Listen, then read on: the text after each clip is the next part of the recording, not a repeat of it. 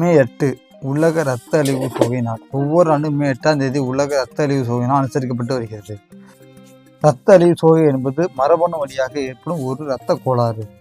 இந்த இரத்த கோளாறினால் ஹீமோகுளோபின் வடிவம் இயல்புக்கு மீறி உருவாக தொடங்கும். ஹீமோகுளோபின் என்பது புரத கூட்டணுக்கள். சிவப்பு இரத்த அணுக்களில் இருக்கும் இவைதான் உடலுக்கு தேவையான ஆக்சிஜனை எடுத்து செல்கிறது.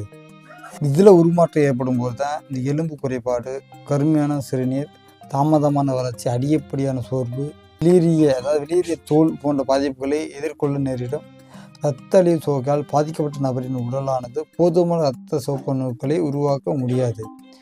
அதனால் 3லேருந்து 4 வாரங்களுக்கு ஒரு முறை புதிதாக இரத்தம் ஏற்றப்பட வேண்டும். இரத்த ஏற்றுதலில் உடலில் இரும்பு சத்து தேவைக்கு வழிவகுக்கும். இதன் காரணமாக வளர்ச்சி தாமதம், நாளமில்லா சுரப்பு பிரச்சனைகள், கார்டியோனோமயோபதி, இரத்தம் ஏற்றுதல் மூலம் பரவும் நோய் தொற்றுகள், எலும்பு வலியிழப்பு நோய் போன்ற பாதிப்புகள் ஏற்படலாம்.